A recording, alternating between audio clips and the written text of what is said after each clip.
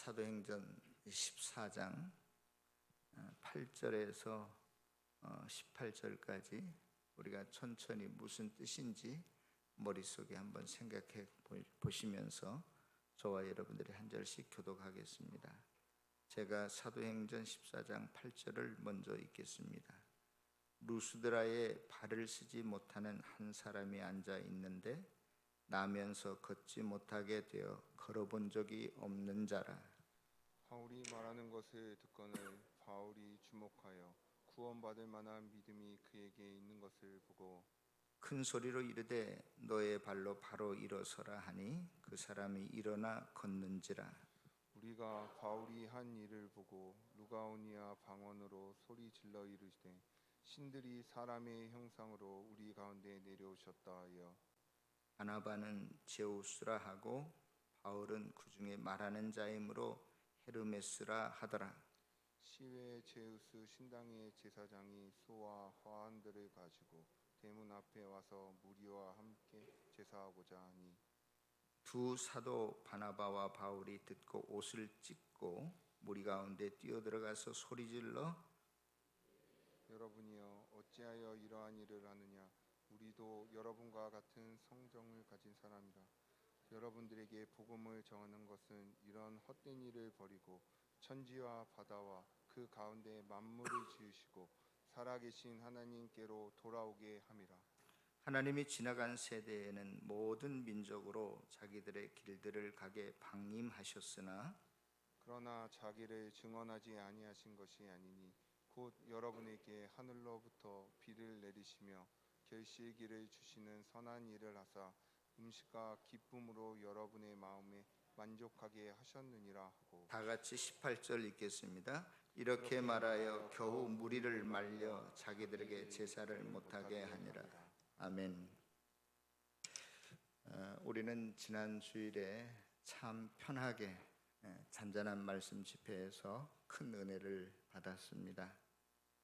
내 삶의 목표와 방법이 어떠해야 하는지, 행복이 무엇인지, 인생을 살아갈 때 행복해지기 위해서 어디에서 어떻게 찾고 또 얻어야 할지를 깨달았던 것 같습니다.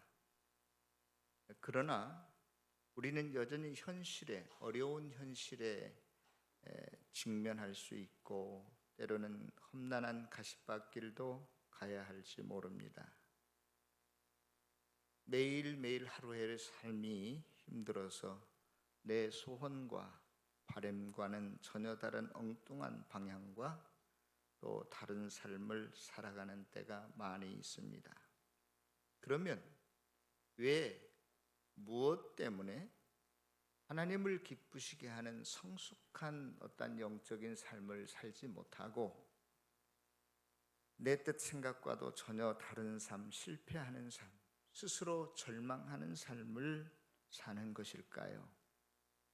그 이유는 높은 하늘, 천국을 오르려 하기보다는 이 땅의 높은 것을 올라가고 이 땅의 많은 것을 차지하려고 하는,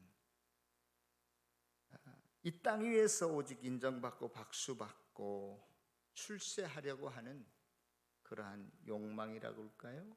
욕심 때문이 아닐까 하는 생각을 해봅니다.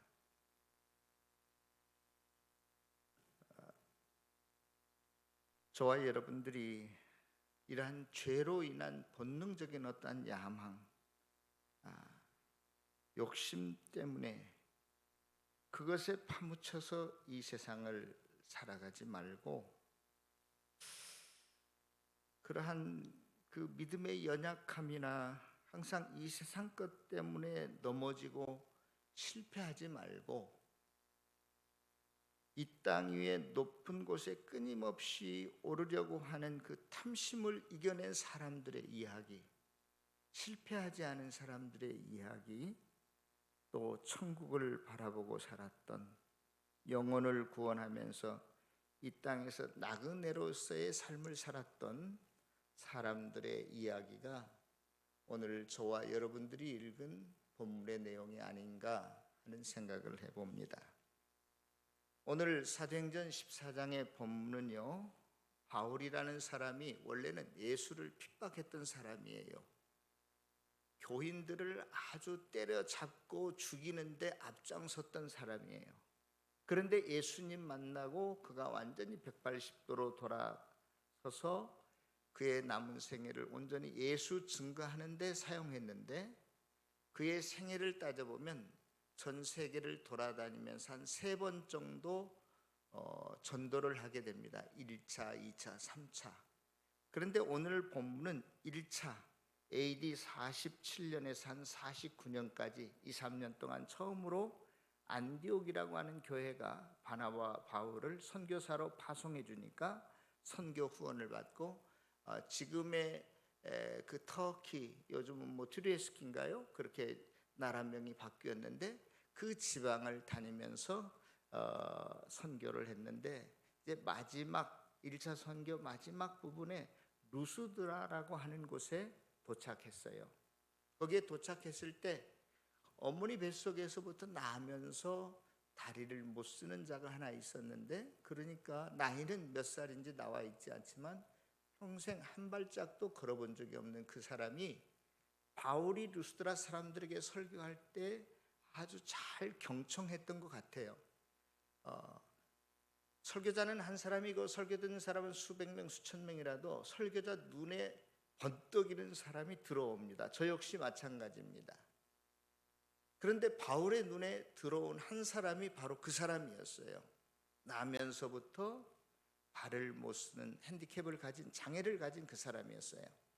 그런데 그냥 평범한 한 사람이 아니라 그 사람 속에는 믿음이 있다는 것을 발견하고, 바울이 그 사람을 향해서 너 일어나서 네 발로 스스로 걸어가라.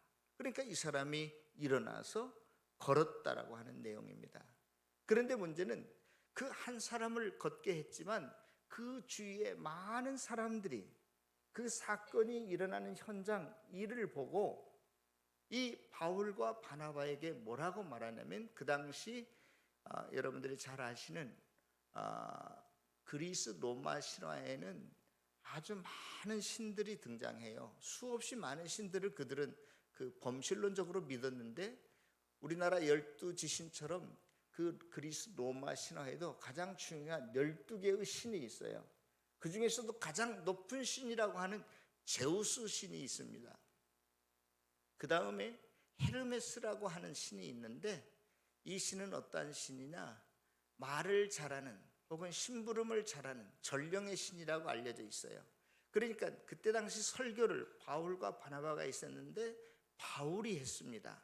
그러니까 바울을 가리켜서 헤르메스 신이 나타났다, 또 바나바에게는 제우스 신이 나타났다, 그렇게 말하게 된 원인이 있었어요. 과거에 그 지방에 이 제우스하고 허르메스가 나타났는데 아무도 영접을 안 하는 거예요. 그런데 낡은 집에 사는 노부부, 할머니, 할아버지만 그 제우스 신과 허르메스 신을 영접해 주었어요. 잘 대접해 주었어요. 그래서 다 그 지방 사람들을 멸망시켰다는 전설이 내려오고 있는데, 그들은 그래서 그 루스드라 사람들은 다음에 제우스와 헤르메스가 우리에게 찾아오면 영접을 잘 해야지, 그런 생각들을 가지고 있는데, 이 바울과 바나바가 나면서부터 한 번도 걸어본 적이 없는 이 안진뱅이를 일으키니까, 그 신이 드디어 우리에게 나타났구나.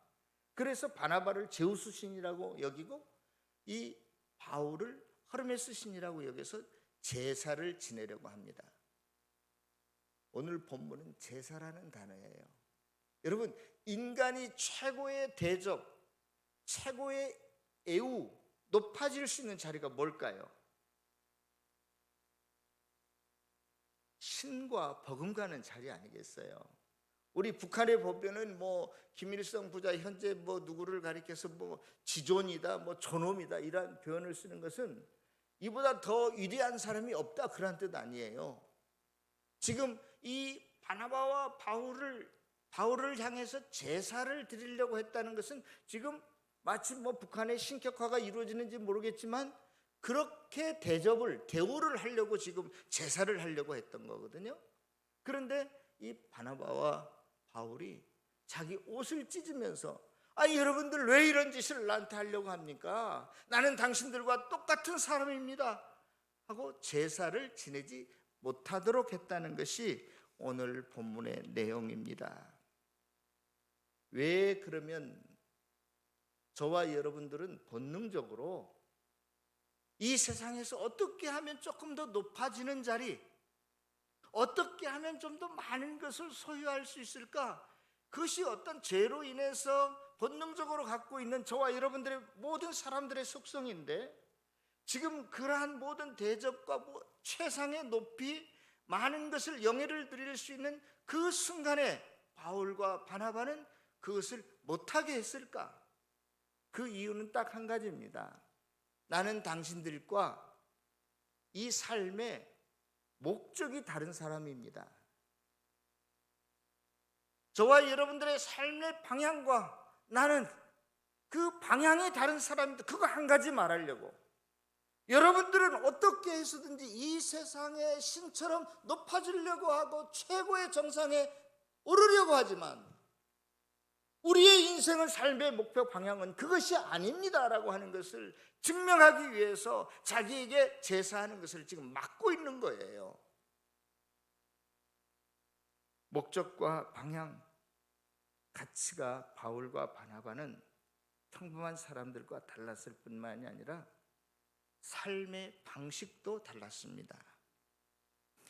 저는요, 바나바가 모든 사람이 가지고 있는 이러한 그 죄로 물들었지만 본래적인 속성들을 어떻게 극복할 수 있었을까? 그것은 모든 그리스도인들이 가지고 있는 어떠한 유전인자 DNA 그 특징이 있다고 보는데, 그것이 뭐냐면 저는 천국에 대한 현실감, 하나님께 대한 현실감을 가지고 이 땅을 살아가는 게 아닌가 하는 생각을 해봅니다. 하나님이 언제 어디서나 나와 함께 하신다라고 하는, 우리 교회 안에서는 그것을 가리켜서 하나님의 임재의식이라고도 하는데요, 그러나 세상 사람들은 그게 뭔지 잘 모를 것 같아요. 그냥 쉬운 말로 이야기하면 하나님에 대한 현실감을 가지고 살아갈 때 이런 것들을 우리가 극복할 수 있어요. 우리는 보통 예배당 안에서 예배를 드릴 때는 하나님에게 집중하고 말씀을 듣기는 하지만 이 예배당 문을 벗어나는 순간 하나님 잃어버리고 사는 때가 너무나 많아요.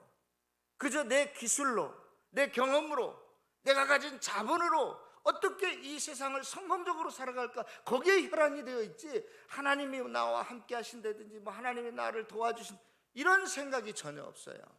그러니까 우리는 늘마다 세상만 나가면 세상에서 어떻게 하면 다른 사람과 비교해서 내가 좀 더 높아지려고 하는 무한 경쟁 속에 뛰어들어가고, 거기에서 내가 어떻게 하면 조금 더 높아지려고 하고 오르려고 하고 이 세상의 많은 금은 보화를, 건강을 내 소유로 삼으려고 하는 그것이 내 삶의 방식이고 방법이고 목적이 될 수밖에 없다는 것이죠.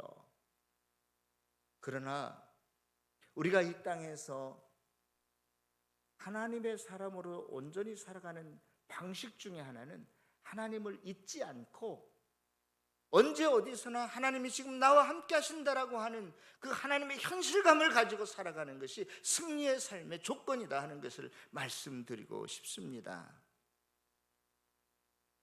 제가요, 한 30여 년 전에 삼선교에 이사 왔는데 삼선교역에 내렸어요.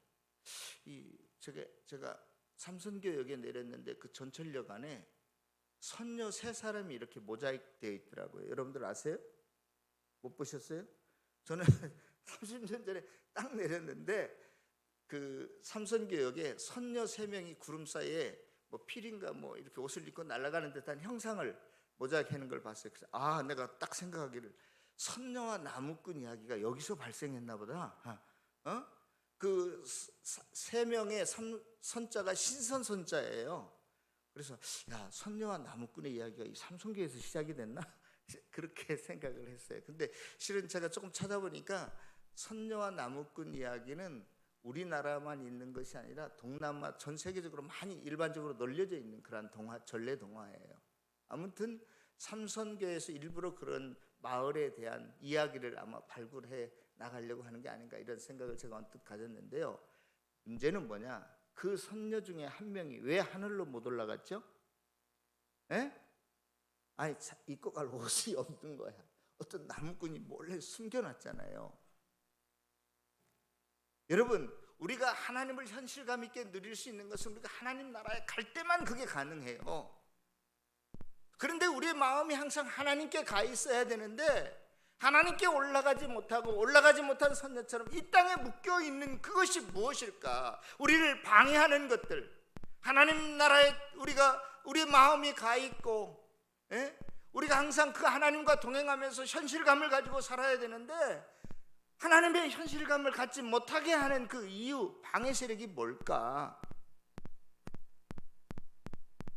저와 여러분들에게 믿음이 없기 때문에 그래요. 성경은 증인에 대해서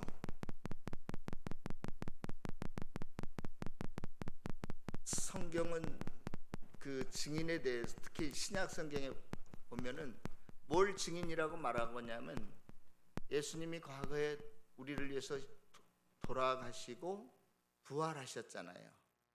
그래서 지나간 것이지만 과거의 사건, 예수님의 죽음과 부활을 목격한 사람들이 한참 지나간 사건이지만 지금의 현장 이 앞에서 이루어진 것처럼 그대로 본 것을 들은 것을 말하는 사람을 증인이라고 해요. 그런데 저와 여러분들은 오늘날은 우리가 앞으로 천국에 올라감으로써 하나님을 뵐 수 있고 또 주님이 이 다음에 언젠가 오심으로써 만날 수 있는데 지금은 믿음으로 그 천국에 계신 하나님을 여기에 앞으로 만날 그 하나님을 믿음으로 here and now 지금 여기에서 인식할 수 있는 현재의 상태로 인식할 수 있는 그러한 의식을 가지고 살아갈 때만이 저와 여러분들이 많은 그 유혹 속에서 하나님의 능력과 더불어 살아갈 수 있고 이 땅에서 정말로 하나님이 원하시는 삶을, 승리의 삶을, 어떠한 의미에서 행복한 삶을 살아갈 수 있으리라고 믿습니다. 제가 좀 설명을 잘못하는 것 같은데요, 예를 들자면 이런 거예요. 어린 다윗이 어쩌면 5살도 못 될 그 정도의 나이 어린 다윗이 한 번도 전쟁에 나가본 적도 없는, 칼과 창을 잡아본 적도 없는 목동 노릇만 했던 다윗이 무시무시한 골리앗 앞에 나아갈 때 뭐라고 하면서 나아가죠? 너는 칼과 단창으로 그렇게 육적 장신의 큰 몸집과 무슨 방패와 이런 걸로 무장하고 나오지만 나는 누구의 이름으로 너한테 나아간다? 여호와의 이름으로 나아간다는 것은 지금 하나님이 나와 함께 하심을 믿고 하나님의 현실감을 가지고 너한테 나아간다. 내가 싸우는 게 아니라 하나님이 너와 싸울 거야. 이러한 믿음의 고백인 것이죠. 그가 이 전쟁에 나가서 골리앗과 싸워서 이길지 질지 몰라요. 그러나 다윗의 믿음은 뭐냐? 하나님이 나와 지금 함께 하신다는 거예요. 지금 이 자리에서 이 순간. 그러니 지금 내가 싸우러 나가는 게 아니라 하나님이 너와 싸울 거야. 이것이 현실감이고 그리스도인들의 하나님의 임재의식인 것입니다.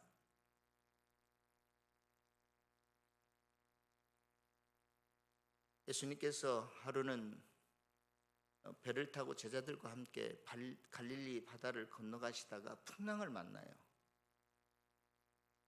제자들은 생각했어요.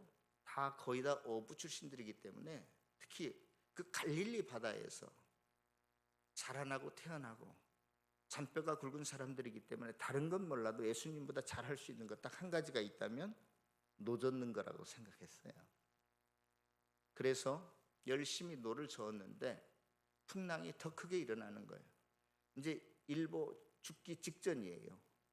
그때서야 예수님을 찾았는데 예수님은 배 끝에 가서 주무시고 계신단 말이에요. 왜 그러셨을까? 주님이 피곤해서 그랬다 그럴 수도 있겠지만 저는 그 예수님은 천지 창조 모든 세계 만물을 지으시고 지금도 살아계셔서 역사하신 그 하나님이 나와 함께 하심을 믿었기 때문에 풍랑이 아니라 불 가운데서도 그는 고요히 잠들 수 있었지 않겠나? 사랑하는 성도 여러분, 이것이 하나님에 대한 현실감이에요. 저와 여러분들이 어디서 무엇을 하든지 아무리 힘들고 어려운 위기의 순간이라 할지라도 하나님과 함께 하심을 믿고 살아갈 수 있는, 하나님을 잊지 않고 살아갈 수 있는 내 힘과 기술과 자본력이 아니라 하나님의 능력을 믿고 살아갈 수 있는 저와 여러분들이 다 되시기를 축원합니다. 오늘 우리가 일어나서 사무엘하 24장을 읽었어요. 거기에 보면 다윗이 야, 이 나라의 인구가 총 몇 명이냐 조사하라고 합니다. 우리나라도 예전에는 5년인가 4년 만에 한 번씩 했는데 지금은 더 이렇게 건너뛰어서 샘플을, 예전에는 전 인구를 다 조사했지만 지금은 20%인가 이렇게 샘플로 해서 아마 이제는 인구를 조사하는 것 같아요. 왜 조사했을까요? 현대에서는 나라 살림을 이끌어 가려면 구성원이 어떤 사람인지를 다 파악하는 게 굉장히 좋습니다. 그래야 계획적으로 잘 나라 살림을 이끌어 갈 수 있죠. 그런데 이스라엘 나라는 좀 달랐어요. 다윗이 요압 장군에게 야, 인구 몇 명인가 조사해봐라 그랬더니 그때 당연히 임금의 말에 절대 순종해야 될 요압 장군이 뭐라고 말하냐면, 하나님이, 당신의 왕의 하나님이 인구가 몇 명이든 여기에 100배, 1000배도 더 크게 하실 수 있는데 왜 악행을 저지르려 하시려 하나입니까? 이렇게 도리어 이야기해요. 왜 그런 거죠? 다윗도 현대 우리나라 통계청처럼 몇 살에 몇 살까지 얼마 직업군이 몇 명이고 이런 걸 잘 계획해서 하려고, 그 시대처럼 부국강성의 그 때를 이룬 적이 없어요. 인구조사가 필요가 없을 정도로 나라 부궁했었어요. 그런데도 인구조사를 하라는 거예요. 이것은 뭐냐? 이 모든 것들을 휴하에 있는 나라의 그 부국강병을 누가 이룬 거다? 내가 이룬 거다. 그러니까 내 힘이 얼마만큼 되는지 한번 내가 봐야 되겠어. 이런 거예요. 교만이에요. 하나님이 어떻게 하시죠? 너 어떤 벌을 받을래? 그래서 그 대가로 몇 명이 죽죠? 3일 만에 온역으로 7만 명이 죽습니다. 도리어 인구를 줄여버려요. 확 줄여버려요. 이스라엘의 전쟁사에 보면 한꺼번에 7만 명이 죽은 때가 거의 없습니다. 스스로 병들게 해서 인구수를 줄여버린다니까요. 하나님의 도움으로, 하나님의 은혜로 내가 하나님을 잃어버리는 순간 우리는 좀 더 높은 자리, 좀 더 많은 것, 내 영광을 드러내고 내 교만을 드러내는 게 인간의 죄악된 본성이고 심성입니다. 하나님의 현실감을 잃어버릴 때 우리에게는 그러한 교만한 마음, 내가 무엇을 이루려고 하는 공로의식이 먼저 찾아오게 되는 것이죠.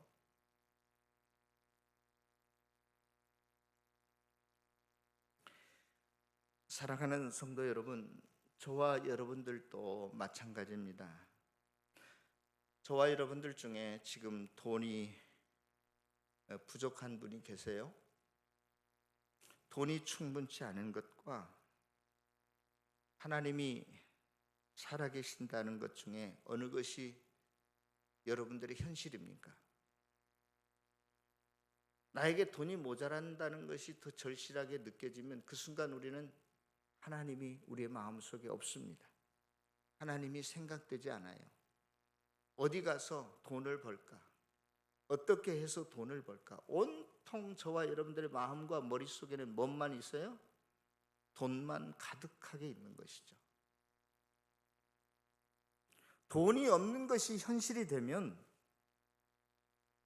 돈에 대한 생각뿐입니다. 어떻게 해서 돈을 벌지? 거기에 하나님이 끼어들 틈이 없어요. 그러나 하나님이 나의 현실이 되시면 온 세상의 주인이시고 온 세상에 부귀 영광을 주관하고 계신 그 하나님이 나의 현실이 되기 때문에, 내 마음속에 충만하게 채워지기 때문에, 그 하나님이 너희가 먼저 그 나라와 의를 구하면 너희는 이 모든 것을 더해 주시리라, 너희들이 원하고 구하는 것보다 더 보너스로 더 많게 해주겠다. 이러한 것들로 인해서 우리의 마음이 참 평안해집니다. 그 순간 행복해집니다. 그러므로 사랑하는 성도 여러분, 저와 여러분들이 인생을 살 때 일상에서 금은 보화나 명예나 권력이나 무슨 건강을 붙드느냐, 아니면 하나님 나라와 십자가와 믿음을 택하느냐가 저와 여러분들의 앞으로의 삶을, 미래의 삶을 결정할 것입니다. 우리의 목표, 열정, 관심, 이런 것들이요, 높은 하늘이 아니라 이 땅에 어떻게 하든지 더 높은 곳으로 올라가려고 하고 값진 것으로 대체하는 순간 하나님의 현실감은 온데간데 아침 이슬처럼 사라져버리고 말 것입니다. 그래서 어떻게 하든지 그냥 높은 자리에만 올라가려고 하는, 여러분, 그렇게 안달복달하며 불안하며 살아도, 그래서 내가 다른 사람보다 좀 나은 것 같다고 해도 어느 정도 높아질 것인가? 여기 신문지 한 장이 있는데 신문지 한 장 듣고 올라서는 거하고 똑같아요. 신문지 몇 장 더 깔고 내가 너보다 더 높이 올라갔다, 이렇게 의시되며 자랑하는 어리석은 자 없기를 바랍니다.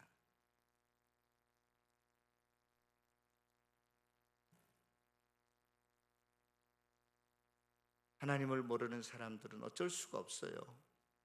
높은 하늘의 영광이 어디인지 모르고 믿지 않기 때문에 그저 그들은 수단과 방법 가리지 않고 도둑질을 하든 강도짓을 하든 무슨 보이스피싱을 하든 이 세상에서만 조금 더 내가 더 높아지려고 아기다툼하고 더 많이 가질 수만 있다면 무슨 짓이든지 다 하지만, 앞으로 저와 여러분들은 그것보다도 하나님이 나와 함께 하신다는 그 하나님에 대한 현실감을 가지고 사는 것, 하나님과 함께 동행하는 것,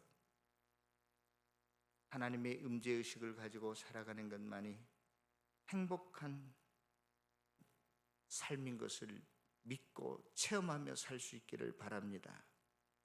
저와 여러분들이 항상 일상에서 실패하고 스스로 절망하는 이유는 이것이 없기 때문인 것입니다. 우리가 이 땅에서 높아지려는 것을 거부한다는 것, 가장 낮은 자리로 자청해 내려간다는 것은 다른 것이 아니라 하나님의 노예로, 종으로 살아가는 것이에요. 내가 섬김을 받으려 하기보다는 영혼 구원을 위해서 다른 사람을 섬기는 삶, 영혼 구원에서 다른 사람을 제자로 만들겠다는 그 뜻을 이루며 살아갈 수 있기를 바랍니다. 바울과 실라가 루스드라에서 자기가 신으로서의 최고의 삶을, 영예를, 존귀함을, 박수받고 인정받는 삶, 출세한 삶을 누릴 수 있었지만 그것을 거부한 것은 자기의 사명이 거기에 있지 않고, 인생의 목표가 거기에 있지 않고 다른 사람을 섬기는 일에 있음을 그가 알았기 때문이었습니다. 내가 복음 증거할 때 내가 박수받고 영광을 받게 되려고 한다면 나 자신도 망하고 나를 향해서 박수치는 그 사람까지도 망하게 하는 거예요. 저와 여러분들이 부단히 지금이라도 내가 지금 이 땅의 높은 곳을 오르려고 하는 그 등산길에 있다면 거기서 빨리 벗어나십시오. 그리고 이제는 방향을 수정해서 아무리 높은 에베레스트 산이라 할지라도 하늘보다는 훨씬 낮으니까 빨리 내려와서 하나님을 향해서 나아가시고, 하늘에 계신 그 하나님이 언제든지 나와 함께 하심을 믿고 살아갈 수 있는 저와 여러분들이 되시기를 축원합니다. 성경에 보면 바울은 누스드라에서만 이렇게 행한 것이 아니라 사도행전 16장 그 뒤에 보면 빌립보에서도 비슷했어요. 자기를 낮추는 삶을 살았어요. 빌립보에서는 어떠한 일이 있었냐면 점치는 귀신 들린 여종을 고쳐줘요. 그런데 그 점치는 귀신 들린 여종을 고쳐주기 전에 그 귀신 들린 무당이 바울과 바나바에게 뭐라고 말하냐면 지극히 높으신 하나님의 종들이다. 구원의 소식을 가지고 온 당신들이다. 얼마나 그 맞는 말을 했는지 몰라요. 그런데 그 뒤에 바로 9절에 보면 바울과 실라가 심히 괴로워했다. 아니, 맞는 말 했는데 왜 괴로워했을까요? 그리고요, 아무튼 그 여종을 고쳐줍니다. 그런데 그 여종을 고쳐주는 것 때문에 감옥에 붙들려 가서 충청도 말로 뒤지게 맞았다고 하더라고요. 그런데 또 나중에 풀려나요. 내 로마 시민권자야. 아니, 그 이야기를 하려면 체포되기 전에 했어도 로마 시민권자라 하면 체포를 못해요. 맞을 필요 없어요. 감옥에 들어갈 필요 없어요. 그런데 가서 그냥 뒤지게 맞고 감옥에 들어가고 그 다음에서야 나 로마의 시민권자. 왜 바보라서 그랬을까요? 아니에요. 나는 이 세상의 높은 데에 오르려고 삶의 목표를 둔 자가 아니다라는 그것을 행동으로 보여준 거죠. 나 같으면 그렇게 못했을 거예요. 일단 안 맞고 봐야지. 체포 안 되고 봐야지. 감옥 안 들어. 전과자 안 들어야지. 전과자 소리 안 들어야지. 그런데 바울과 실라는 그대로 감옥 생활을 해요. 모진 매를 맞습니다. 나도 다른 사람들과 똑같이 때리면 맞을 수밖에 없고 옥에 가두면 갇힐 수밖에 없는 존재야. 사랑하는 성도 여러분, 우리는 항상 저 사람 괜찮은 사람이야. 많이 배웠어. 돈도 많아. 또 뭐 자녀도 잘 되고 저 사람 꽤 괜찮은 사람이야. 이러한 평판을 듣지 말라는 게 아니라 저와 여러분들이 어디에서 무슨 자리에 있든지 무엇을 하든지 간에 저 사람의 인생의 목표는 이 땅에서 높은 데 올라가는 게 아니야. 저 사람의 삶의 목표는, 가치는 그게 아니야를 증명하면서 살아갈 수 있는 저와 여러분들이 되시기를 축원합니다. 하늘을 소망 삼고 영혼 구원을 위해서 섬기는 자로 살아가면 하나님께서 그때부터 저와 여러분들에게 언제 어디서 무엇을 하든지 하늘로부터 내려오는 평화가 임할 것입니다.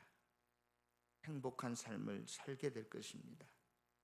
하나님을 목적 삼고 하나님을 잊지 마시고 지금 이곳 삶의 현장에서 하나님을 현실감으로 느끼면서 영혼 구원하면서 또 영생 복락을 이 땅에서부터 누리며 사는 복된 성도들이 다 되시기를 다시 한번 주의 이름으로 축원합니다.